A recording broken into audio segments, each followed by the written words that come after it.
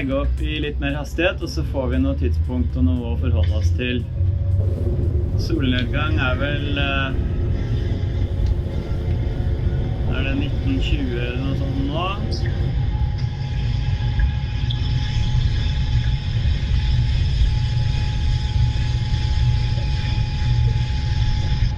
Her ser vi Châteauen hele veien ut. Nå bryter til og med vannet over den. Situasjonsrapport nå er at dette er en hastighet hvor vi bruker 30 liter diesel i timen og bruker 3,5 time hjem, hvilket betyr at vi er hjemme 7:15. Da er det ikke bekmørkt. Da er det forholdsvis greit å legge til hjemme på brygga. Fordelen med det er at da er vi hjemme når uværet kommer. Ulempen med det er at da må båten ligge ved brygga i 4-5 km i sekundet i kastene. Men det må den jo bare vende seg til.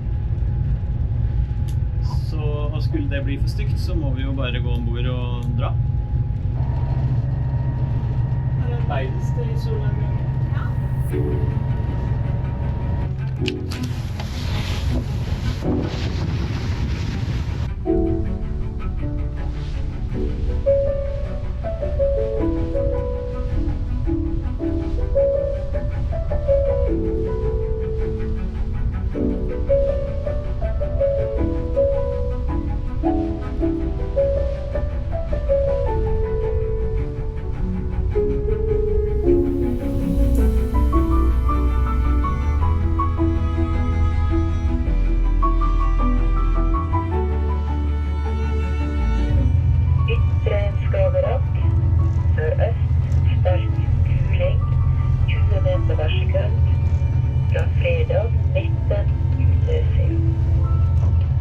Nå passerer vi straks Filtvet fyr.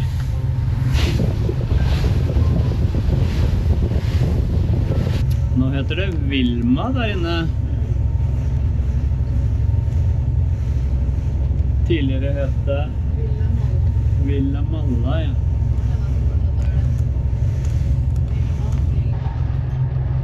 Kjære kaptein. Ja.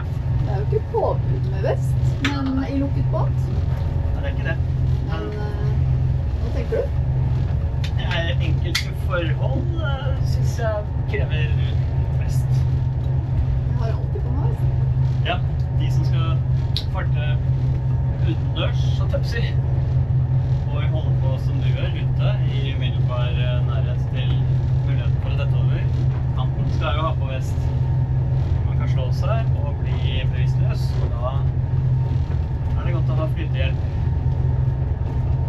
Man vet ikke hva som kan skje. Disse vestene er superbehagelig å ha på seg, så da er det jo ikke noe stress. Nei. Jeg har det litt som vest som sikkerhetsbelte i bilen. Ja. Nå har vi passert Gullholmen igjen. Frem og tilbake er omtrent like langt. Her kommer fergen fra Moss som skal til Horten. Og vi prøver jo å sjekke om vil vi være på kollisjonskurs eller ikke. Nå går fergen raskere enn naturen landskapet bak. Da kommer han til å gå fint foran oss, uten at vi trenger å endre fart eller kurs. Har kapteinen noe å tilføre? Ja, det er fint. Jeg la om kurs betydelig, sånn at ikke han skulle lure på om jeg kom til å tro at jeg skulle et lat. Men nå går vi opp igjen der vi skal være. Jeg var så opptatt av filmingen, så jeg fikk jo ikke med meg at Andersen endret kurs. Men det er bra. Da har vi kontroll.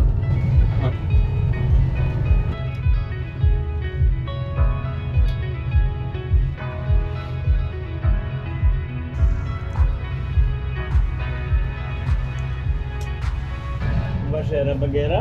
Vi vil bare vente litt her. At ikke vi er uheldige for overraskelse.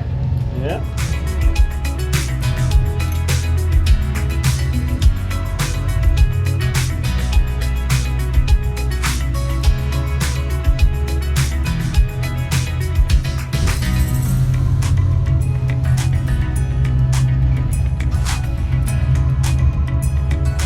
Sørøst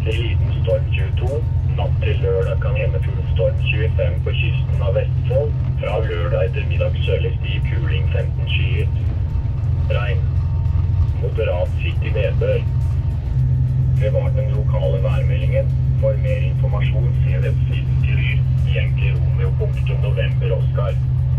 Neste lokale værmelding kommer klokken 21. Det var alt fra Kystradio Sør.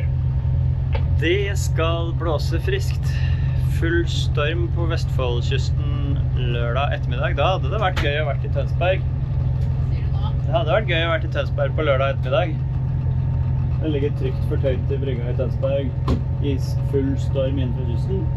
Ja, men tror du ikke det er full storm hjemme hos oss? Nei, det er ikke det, heldigvis. Med full storm, ja. Vi må i hvert fall passe på lørdag med båten. Vi har stormfortøyning. Ja, vi har stormfortøyning. Vi har det.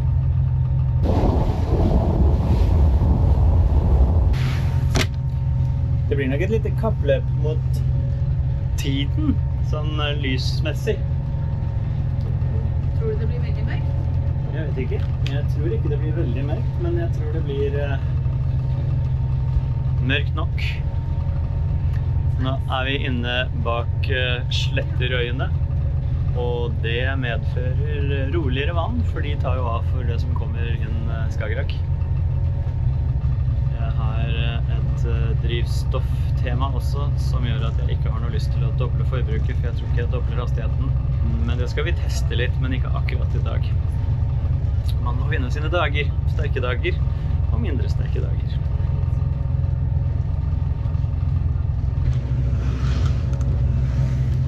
Nå er det solnedgang, tenker jeg, omtrent.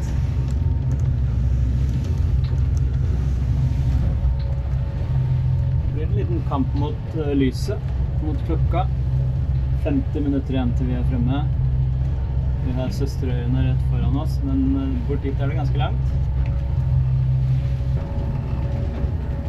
Og den største bekymringen nå er blåsene til hummerteinene. Så hver gang vi kommer oss inn på grunt vann, så må vi følge med veldig godt.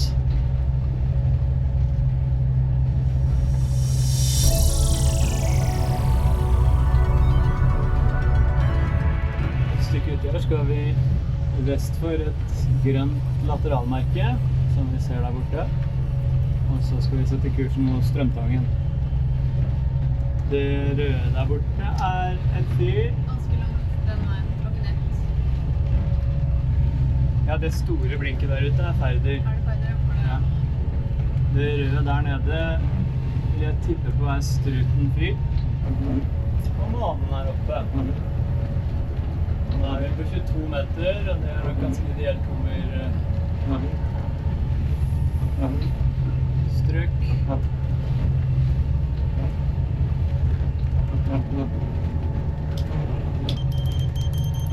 17 grader babord, der får vi sidesjø en stund.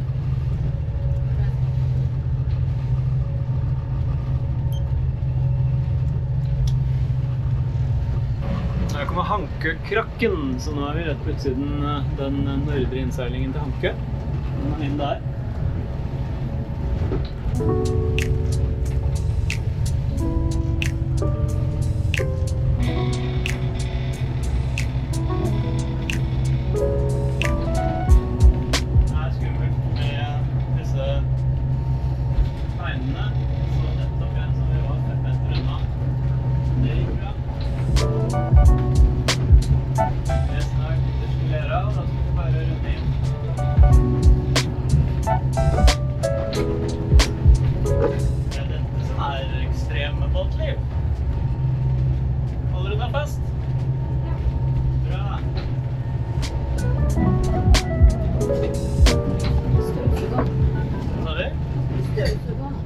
Kom støvsugeren ut. Ja.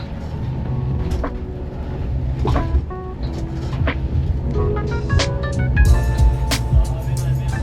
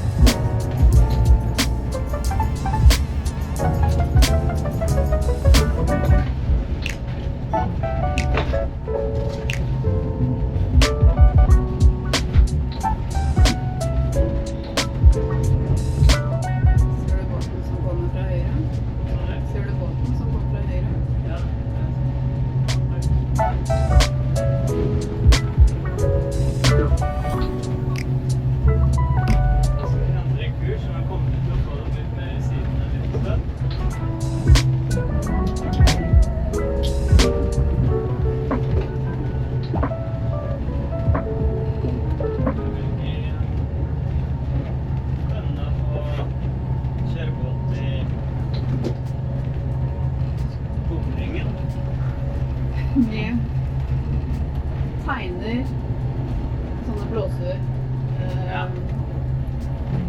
og sideskjerm.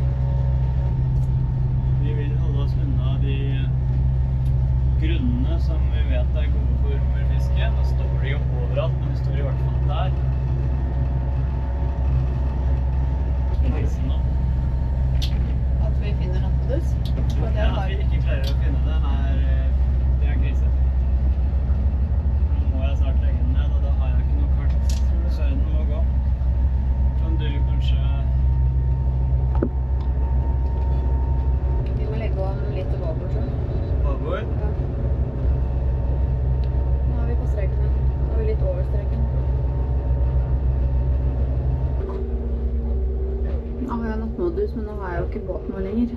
Nei, men der fikk jeg det. Nå ser vi jo ut, når vi fikk nattmodus her nå, så ser vi jo altså. Det som utrolig viktig, det å ha forberedt seg når mørket kommer. Jeg skippet forbi nattmodusinstruksjonene til Skippo. Og når vi nå fikk på nattmodus på den, så ser man jo ute nesten som om det fremdeles var litt dagslys. Det kanskje helt umulig å se på skjermen, men her får vi veldig nytte av over ett-lysene som står på tomta vår, eller rett på utsiden tomta vår. Nå de to hvite nesten rett over hverandre. Når de rett over ett, altså over hverandre, så det helt trygg. Her kan man også se hvor forstyrrende veitrafikk kan være, og også andre lys som settes opp nært vannet. Spesielt biler som stiller seg ved vannet for å se utover og sette på fjernlysene, det helt forferdelig. Jeg hadde en sånn automatlampe stående på ved båthuset og fikk telefon fra gutta i bukser og bjergning med høflige spørsmål om jeg kunne koble vekk den, for den lyste dem rett i ansiktet hver gang de kjørte forbi. Noe jeg ikke hadde tenkt på.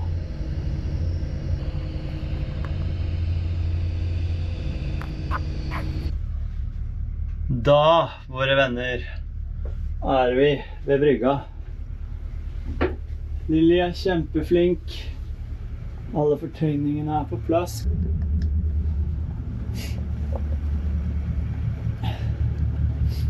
Da har vi tøvene våre bak her. Hei, verdens flinkeste Lilly! Du søren meg god, altså. Jeg så ingenting. Du hadde nattsyn som en ugle. En fornuftig og klok ugle.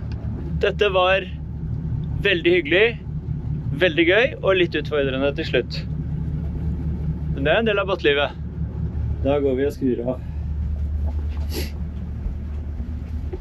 Jeg tror vi kommer til å bli veldig glad i løpet av helgen for at vi gjorde dette.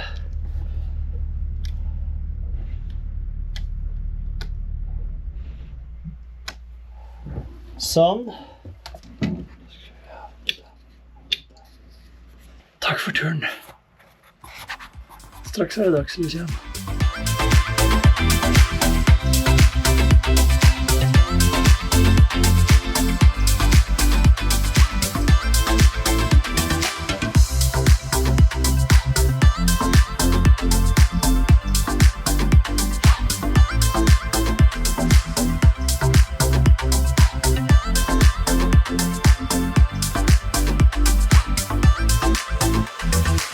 Og først skal det handle om konkurranse. Konkurranse! Hurra! Nå det på tide. Vi har ikke hatt noen konkurranse ennå. Nei, vi har ikke det. Så nå kjører vi i gang. Og hva går det ut på? Vi har i dag ca. 5000 abonnenter på YouTube-kanalen vår. Og så har jeg tenkt at de skal vi øke, altså doble, til 10 000 før 31.12.2025. Det 2 måneder på å gjøre det. Ja, men hvis vi 5 000, og alle gjør en skikkelig innsats og verver én, da har vi klart det i morgen. Ja, vi får se. Det blir spennende. Skal vi ta premiene først? Ja, Power, fine elektrokjeden Power, som har kanskje verdens beste service, har sponset oss med produkter. Og det alt fra førstehjelpsskrin, som man må ha i båten. Det en nødlader, en powerbank, støvsuger for de som liker å ha det pent i båten. Det en 32-tommer LED-TV, 12 volts. Så nå kan du uppe det tekniske i båten din.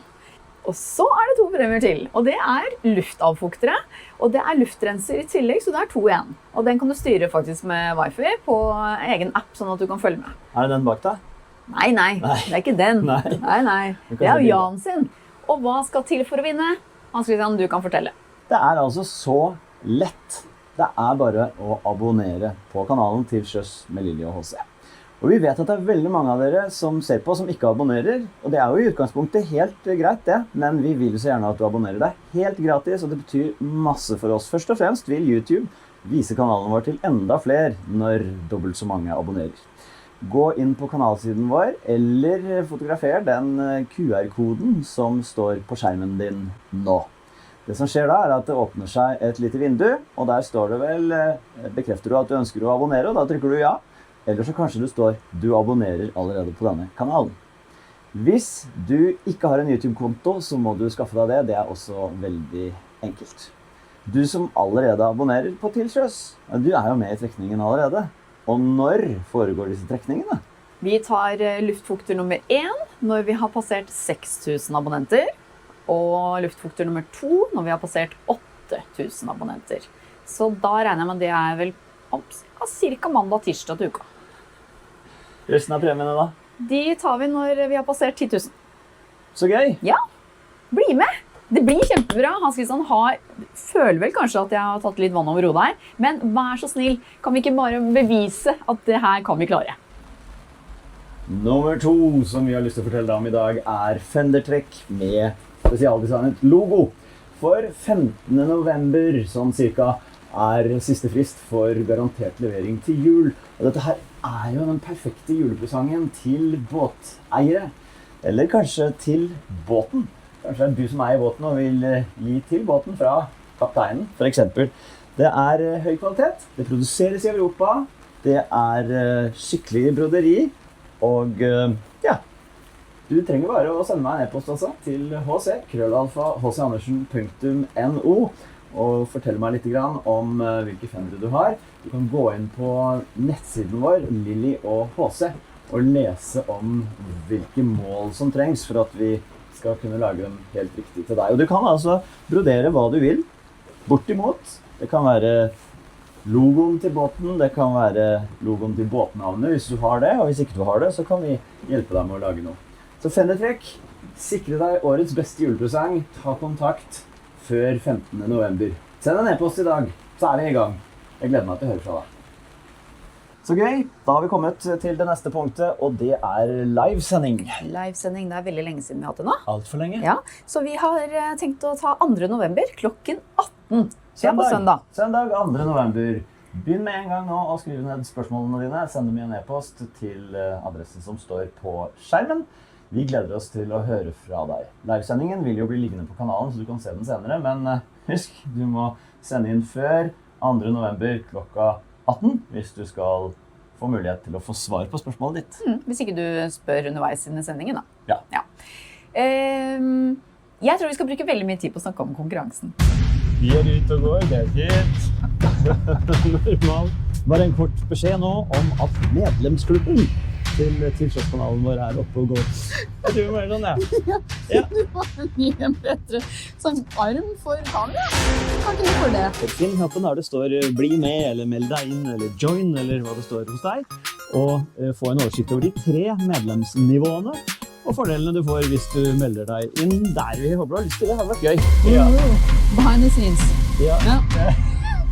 Sammen nå på havnevannet. Ja, Ja. det er fort gjort da. Ok, da rusler vi litt til. Ja, det har vært superhyggelig, men hvis du føler at det er ikke tid og sted for det ennå, så sitter du bare helt rolig i båten. Ja, og så kommer jo folk til å se at vi går frem og tilbake mot vannveien. Vi kan ikke starte i midten, så må vi gå bort her.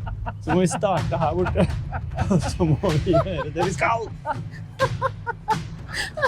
Totalt menneske. Ok, det blir ikke noe annerledes her. Det er bare disse ekstra greiene som kommer til medlemmene til Sjøs skal fortsatt være gratis å se på. Vi er veldig glad for at du gjør akkurat det. Det er på 3 nivåer. Ja, det er basic, pluss og premium. Ja. Jeg er litt mer opptatt av å notere, så jeg har min 7. sans med. Ja. Jeg bruker min 7. sans. Jeg er så glad for at jeg har med den 7. sansen min, jeg. Ja, 7. sans. Herre min hatt. Spis din 7. sans. Og det er... Jeg kan ikke over det. Men jeg kan ikke gå over til. Nei, jeg skjønner det. Det er veldig morsomt. Jeg liker det godt. Hva er viktig nå, Andersen? Nei, det som er viktig nå er at vi underjobbene denne medlemsklubben vår. Ja, for Tishus har jo fått seg sin egen medlemsklubb, og der kan du som har lyst abonnere, rett og slett. Ja,